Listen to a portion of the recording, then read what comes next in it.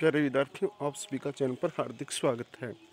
प्यारे विद्यार्थियों, आपकी पोइम माय मदर एट 66 जिसके कुछ MCQ मल्टीपल चॉइस क्वेश्चन यानी वैकल्पिक प्रश्न है, जिसका हम आज अध्ययन करेंगे। बहुत सारे जो आपके लेसन्स हैं इंग्लिश के, उनके लगभग MCQ है वो अपलोड कर दिए गए हैं। तो आप चैनल के होम पेज पर जाके वहाँ प्लेलिस्ट में जाके इंग्लिश MCQ के नाम से क्लास 12 की जो प्लेलिस्ट है उस पर क्लिक करोगे तो आपको आगे की क्लास नज़र आ जाएगी। तो अपने शुरू करते हैं आपकी पोइम माय मदर एट 66 के MCQ। उससे पहले आप वीडियो को लाइक करें। अभी तक आपने चैनल सब्सक्राइब नहीं किया तो चैनल को भी सब्सक्राइब करें और घंटे का निशान दबा दीजिए, अन्य साथियों के साथ शेयर कर दीजिए। आगे बढ़ते हैं। My name the poem, poem का क्या नाम है? माई मदर एट 66। तो यह आपकी पोइम का नाम है। नेक्स्ट देखिए 2 नंबर प्रश्न क्या है? वेयर वाज द पोइट्रेस गोइंग, कवियत्री कहाँ जा रही थी?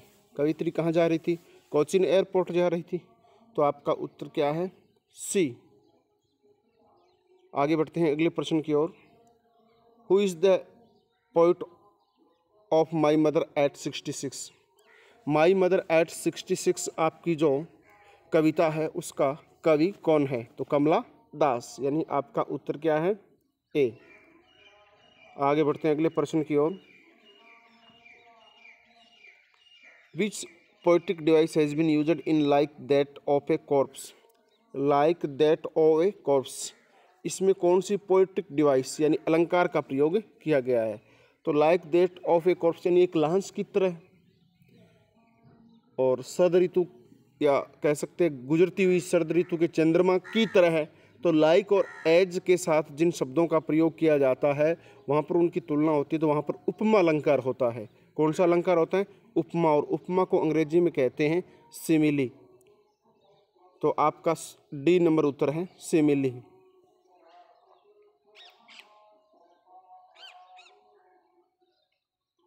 नेक्स्ट क्वेश्चन देखिए आपका क्या है? What does the word beside mean, what does the word beside, beside का अर्थ क्या है? तो बिसाइड शब्द है वो आपका एक प्रीपोजिशन है। एक होता है बिसाइड्स और एक होता है बिसाइड। तो बिसाइड माने तो होता है पास में, बिसाइड माने होता है पास में, और इसके आगे अगर ऐसा लग जाए बिसाइड्स, मैं ये आपको इसलिए बता रहा हूँ कि आपके सिलेबस में प्रीपोजिशन टॉपिक भी है। बिसाइड्स का अर्थ होता है के अलावा। जैसे मान लो besides Neha all the students are ready, Neha के अलावा सभी विद्यार्थी तैयार है। वहीं कह दे Amit is sitting beside Neha, Amit है वो नेहा के पास बैठा हुआ है। तो ऐसी कंडीशन में आप ये देखना है, वो एक तो बिसाइड जो पास में यानी बगल में, और बिसाइड्स होता के अलावा। एस का फर्क है और अर्थ में फुल फर्क है। तो बिसाइड माने पास में, तो फार अवे दूरी, नियर नज़दीक, डिस्टेंस दूरी। तो आपका क्या हो गया? बी उत्तर हो गया। कौन सा हो गया? B, near. आगे बढ़ते हैं अगले प्रश्न की ओर। What does the word ashen mean, ashen शब्द का क्या अर्थ है? देखो वैसे एस माने होती है राख, एस माने क्या होती है? राख।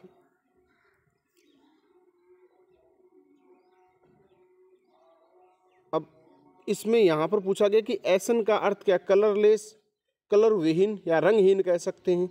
बिल्कुल ये बात भी सही है। और ब्लडलेस, ब्लडलेस था रक्त विहीन, रक्त के बिना। और लिविड, कलरलेस रंग विहीन, ब्लडलेस रक्त विहीन, और लिविड का अर्थ ही पीलापन होता है, निस्तेज जिसे कह सकते हैं। तो तीनों का एक जैसा ही अर्थ है। तो आपका उत्तर हो गया D, all of this. Next question है which poetic device has been used in she was as old as she looked, कि विच पोएटिक डिवाइस कौन सा अलंकार हैज़ बीन यूज्ड प्रयुक्त में लिया गया है? She was as old as he she looked, यानी सी वह वाज एज ओल्ड उतनी ही बूढ़ी है, एज सी लुक्ड जितनी वो दिखाई देती है। तो एलिट्रेशन रूप, ये एलिट्रेशन होता है अनुप्रास अलंकार। पर्सोनिफिकेशन, पर्सोनिफिकेशन होता है आपका मानवीकरण अलंकार और पन होता है श्लेष, तो तीनों ही नहीं है, नन ऑफ दिस कोई नहीं है। हालांकि देखो इसमें कोई अलंकार का प्रयोग थोड़ी किया गया है, सीधा ही तो कहा गया ना कि वह उतनी जितनी बूढ़ी दिखाई दे रही है उतनी बूढ़ी वो है। अगर वहाँ पर हो किसी वाज एज ओल्ड, वह उतनी बूढ़ी है जितना कोई और किसी और के साथ तुलना की जाती, तो यहाँ पर आपका सिमिली यानी उपमा अलंकार का प्रयोग होता। बट यहाँ पर किसी भी पोइटिक डिवाइस का यूज नहीं हुआ है, सो आपका आंसर है D, none of this. Next question, what is the copse in this stanza? इस स्टेंजा में कॉप्स क्या है, लहांस क्या है? कॉप्स का अर्थ होता है लहांस, तो लहांस किसे कहा गया है? Dead body of an animal, एक जानवर का मृत शरीर, dead body of human being, मानव शरीर का मृत शरीर, यानी मानव प्राणी का, एनिमल जानवर का मृत शरीर और मानव प्राणी का, ए फालन लॉग या गिरा हुआ लट्ठा, none of this. Fallen log गिरा हुआ लट्ठा मतलब कोई भी पेड़ नीचे गिर जाता है उसको गिरा हुआ लट्ठा ही तो कहेंगे अपने, नन ऑफ दिस या कोई भी नहीं। तो यहाँ पर लहांस कहा गया है dead body of human being, मानव प्राणी का मृत शरीर, उसको हम कॉप्स कहते हैं, लहांस कहते हैं, शव कह सकते हैं अपने। नेक्स्ट क्वेश्चन आपकी स्क्रीन पर है 9 number, who was dosing in the car? Dose माने होता है उगना, उबासी लेना, यानी अर्ध निंद्रा आप जिसे कह सकते हैं, सुस्ताना भी कह सकते हैं कि who was dosing in the car. Car के अंदर नींद कौन ले रहा था? कमला दास, पोइटेस फादर, पोइट के कवियत्री के पिताजी, पोइटेस मदर, कवियत्री की माताजी, पोइटेस ब्रदर, कवियत्री के भाई। उग कौन रहा था? कवियत्री की माता। तो आपका उत्तर क्या हो गया? सी हो गया, आपका उत्तर सी हो गया, पोइटेस मदर, कवियत्री की माता। नेक्स्ट देखो, what is the theme of the poem my mother at 66? What is the theme of the poem my mother at 66? जो माई मदर एट 66 से आपकी कविता है उसकी थीम क्या है? थीम माने होता है विषय वस्तु। क्या विषय वस्तु है? कैरिड अवे यूथ, युवापन को ले जाना, फियर ऑफ लॉस, खोने का डर, सेपरेशन, सेपरेशन होता है अलगाव, अलगाव का डर यानी अलग होने का, स्टोलन चाइल्डहुड, बचपन चुराना, डिस्ट्रैक्ट एडोलसेंस यानी युवापन को या कह सकते हैं किशोरावस्था को भंग करना। तो ऐसा कुछ नहीं है, यहाँ पर है भय, किसका? खोने का भय, अलग होने का भय है। कवियत्री को ये भय है कि उसकी माँ उसको छोड़कर यानी चली जाएगी, यानी मर जाएगी, तो वो अकेली रह जाएगी। तो ये आपका उत्तर बी है, fear of loss, fear of loss. Next, who is ageing in my mother at 66? Who is ageing in my mother at 66? यहाँ पर किसकी उम्र के ढलान की ओर बात की गई है? माई मदर एट 66 के अंदर किस की बात की गई है, किसकी उम्र की बात की गई है? कमला दास के खुद की, पोइटेस फादर, कवियत्री के पिताजी की, माता की और भाई की। तो कवियत्री की माता की यहाँ पर चर्चा की गई, पोइटेस मदर। एजिंग होता है बुढ़ापे की ओर या परिपक्व की ओर, यानी किसकी उम्र वो परिपक्व की ओर जा रही है या बुढ़ापे की ओर जा रही है, तो या बूढ़ी हो गई है, ये आप अपने बात कर सकते हैं, उम्र के ढलान की बात कर सकते हैं। तो ये है माई मदर एट 66 की कवियत्री है कमला दास, उसकी माता। Next question, what did the poet realise with pain? कि व्हाट डिड द पोइट, कवियत्री रियलाइज महसूस करती है विथ पेन, यानी दर्द के साथ कवियत्री क्या महसूस करती है? दैट कि she was going to reach the airport soon, ये महसूस करती है कि वो शीघ्र ही एयरपोर्ट पहुंच जाएगी। That her mother was ageing day by day, या फिर ये महसूस करती है कि उसकी माँ है वो दिनों दिन बढ़ रही है, यानी उसकी उम्र बढ़ रही है। या फिर that she going to loss her mother, वो अपनी माँ को खोने जा रही है। दैट डेथ इज अनअवॉइडेबल, और मृत्यु है वो सभी की होती है। तो इसमें कवियत्री को तो ये दुख होता है कि उसकी माँ मरने जा रही है, तो लॉस हर मदर, यानी आपका उत्तर क्या हो गया? C, that she going to loss her mother, यानी उसकी माँ मरने जा रही है और इस चीज का उसे डर होता है। नेक्स्ट क्वेश्चन देखते हैं क्या है आपकी स्क्रीन पर। What does the word dodge mean? जो आपका डॉज वर्ड है उसका अर्थ क्या है? जो डॉज वर्ड है उसका अर्थ क्या है? Nap, snooze, drowse. नैप माने झपकी लेना, स्नूज ऊँघना, ड्राउज माने भी ऊँघना होता है। तो ये सारे अर्थ अभी डॉज के सारे अर्थ है। नैप, स्नूज, ड्राउज, ये अर्ध निंद्रा जिसे कह सकते हैं। सुप्त अवस्था होती है लेकिन अर्ध सुप्त अवस्था, आधी नींद कह सकते हैं। नींद आ रही है कि इसको तो नींद आ रही है। तो आपका उत्तर क्या हो गया? ऑल ऑफ दिस, यानी डी उत्तर हो गया।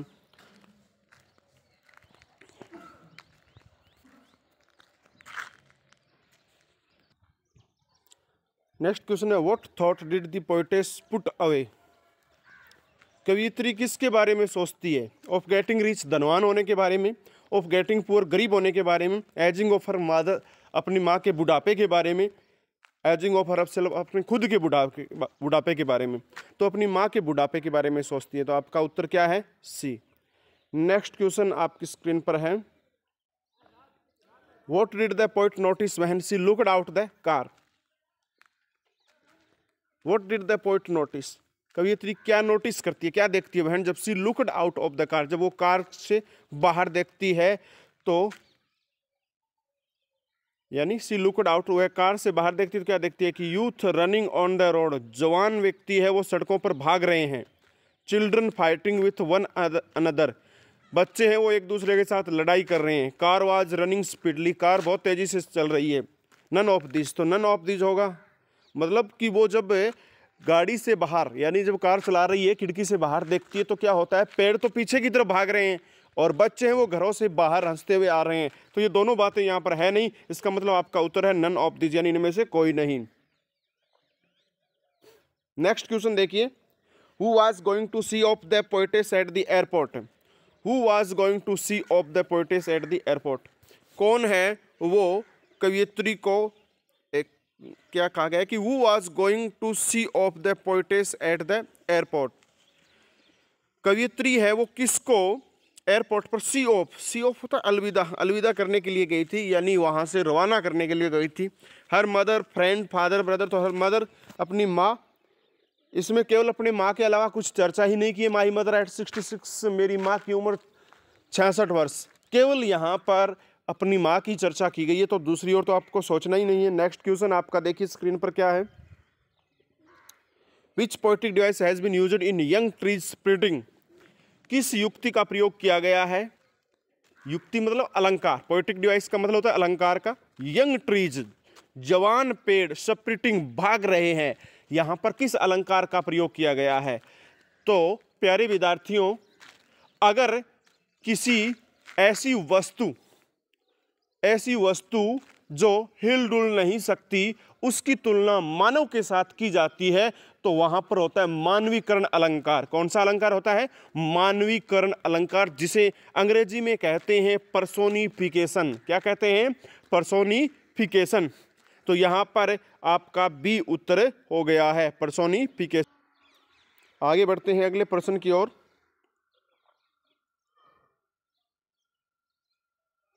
व्हाट डज द वर्ड मेरी मीन?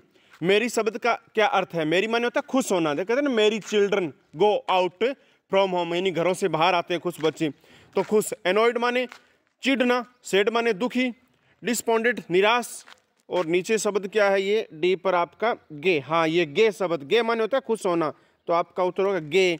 मेरी माने खुश, गे माने खुश, प्लीज माने भी खुश होता है, हैप्पी माने भी खुश होता है।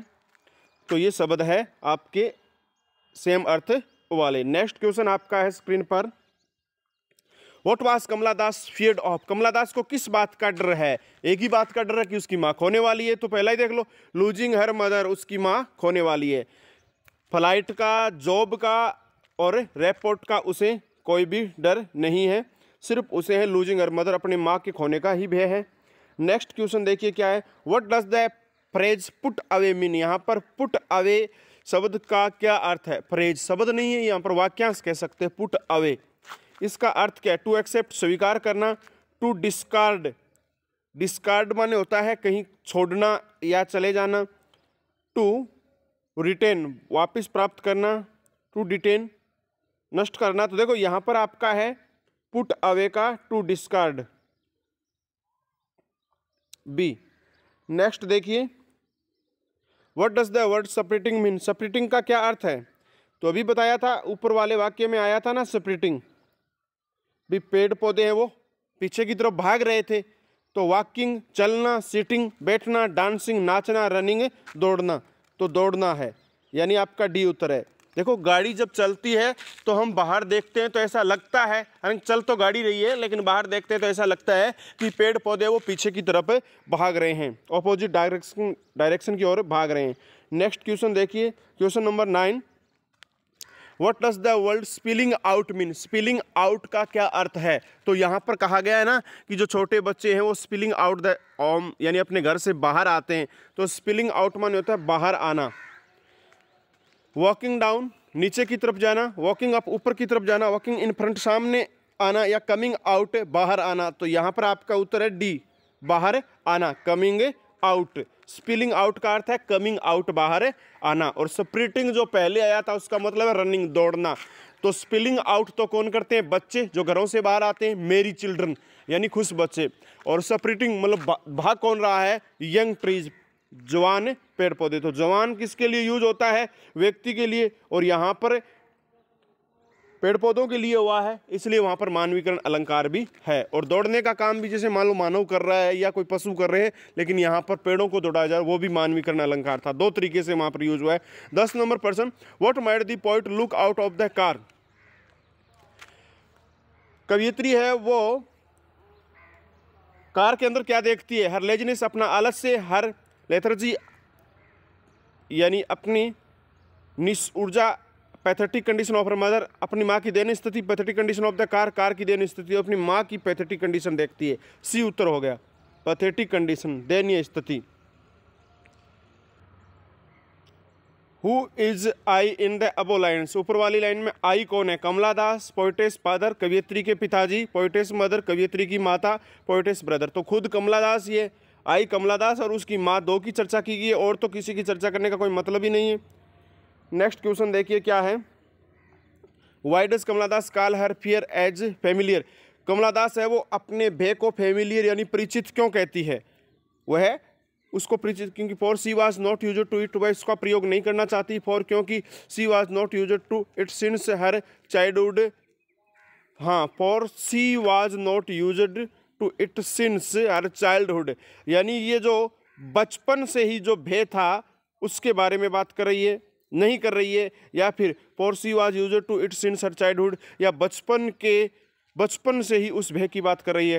देखो नहीं कर रही है या कर रही है, एक जैसे वाक्य है, नन ऑफ दिस। तो यहाँ पर नॉट वाली तो कोई बात ही नहीं है ना। नहीं मतलब नहीं कर रही है क्या? अरे भय तो कर रही है ना, भय कर रही है, बचपन का भय कि जब वो छोटी बच्ची थी तो माँ इधर उधर चली जाती तो उसको बहुत डर रहता कि मेरी माँ कहीं खो गई है। तो for she was used to it since her childhood, ये ध्यान रखना है, ऊपर वाले में नोट है, इतना ही डिफरेंस है। नेक्स्ट क्वेश्चन देखो, why did Kamala Das put on a simile on her face? Why did Kamala Das put on a simile on her face? Kamala Das है वो उसके चेहरे के लिए ए सिमिली नहीं है भाई, ए स्माइल है, मुस्कुराहट। कमला दास है वो अपने चेहरे पर मुस्कुराहट क्यों लेके आती है, यानी हंसती क्यों है? टू हाइड हर एंगर, गुस्सा छुपाने के लिए, टू हाइड हर इमोशंस, अपनी भावना छुपाने के लिए, टू हाइड हर डिसअपॉइंटमेंट्स, अपनी निराशा छुपाने के लिए, ऑल ऑफ दिस, सब कुछ। तो उसकी जो भावना है, कौन सी भावना? कि उसकी माँ मरने वाली है, उसको छुपाना वो चाहती है। तो टू हाइड हर इमोशंस आपका उत्तर हो गया बी। सिमिली नहीं है, यहाँ स्माइल है, थोड़ा सा ही फर्क है। सिमिली में एस के आगे आई हो जाता है, उपमा अलंकार। नेक्स्ट क्वेश्चन देखिए आपका क्या है, which poetic device has been used in all I did was smile and smile and smile? Poetic device किस अलंकार का प्रयोग हुआ है? हैज बीन यूज्ड इन, वाक्य क्या है? All I did was smile and smile and smile, यानी इसमें किस अलंकार का? एलिट्रेशन, ये अनुप्रास अलंकार। तो देखो एस का 3 बार प्रयोग हुआ है तो हम कह दें अनुप्रास है, लेकिन ऐसा नहीं है। अगर हम इसको पन कहें, सलेस, ये भी नहीं हो सकता। यहाँ पर है आपका रिपीटेशन, यानी ये जो 4 नंबर पर दे रखा है डी, ये रिपीटेशन है। अब कैसे हैं, देखो स्वाज स्माइल एंड स्माइल, यानी मुस्कुराती रही। तो यहाँ पर इस शब्द की बार बार रिपीटेशन यानी आवृत्ति हुई है। क्या हुई है, आवृत्ति हुई है।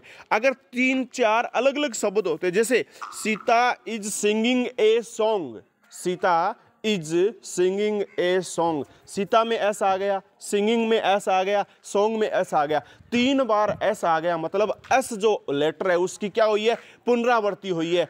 ऐसी सिचुएशन में आपका वहां पर एलिट्रेशन है, यानी आपका अनुप्रास अलंकार है। परंतु यहां पर ऐसा कुछ नहीं है, यहां पर वर्ड की आवृत्ति हो रही है, तो यहां पर रिपीटेशन है। क्या है, यहां पर रिपीटेशन है।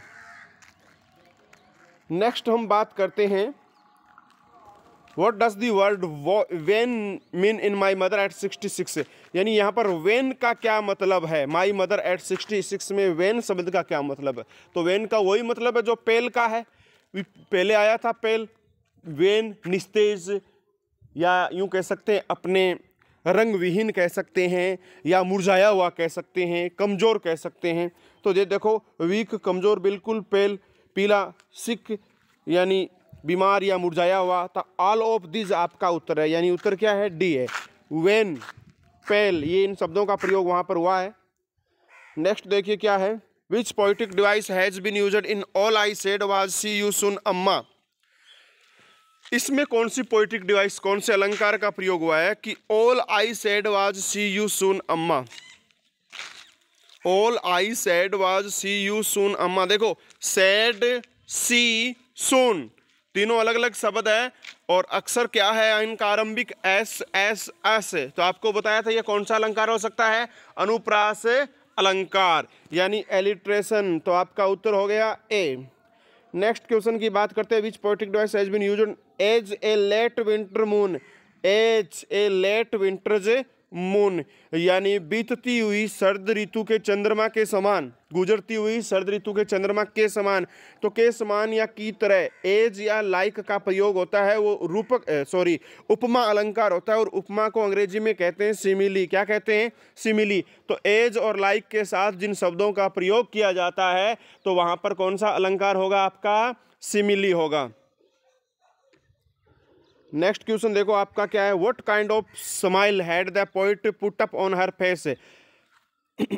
कवियत्री है, वो अपने चेहरे पर किस प्रकार की स्माइल लेके आती है, मुस्कुराहट, कैसी मुस्कुराहट लेके आती है। रियल वास्तविक, फेक झूठी, ओरिजिनल सच्ची, बोथ एंड सी, यानी वास्तविक और सच्ची। तो ऐसा कुछ नहीं है, वो झूठी मुस्कुराहट लेके आती है ताकि माँ को पता न चल जाए दुख का। तो बी उत्तर आपका हो गया।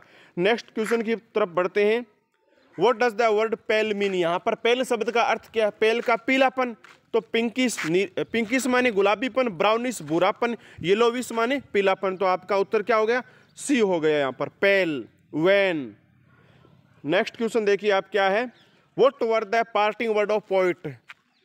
कवियत्री के पार्टिंग वर्ड्स किसे कहा गया है, पार्टिंग मतलब अलविदा होते हुए शब्द। मीट यू सुन अम्मा, शीघ्र अम्मा आपसे मिला जाएगा। सी यू सुन अम्मा, शीघ्र आपसे मिला जाएगा। सी यू ऑफ अम्मा, विल मीट यू सून अम्मा। आपको वो कविता ध्यान में रखनी है, तो उसमें उसने क्या कहा था, सी यू सून अम्मा। तो आपका उत्तर क्या है, बी है।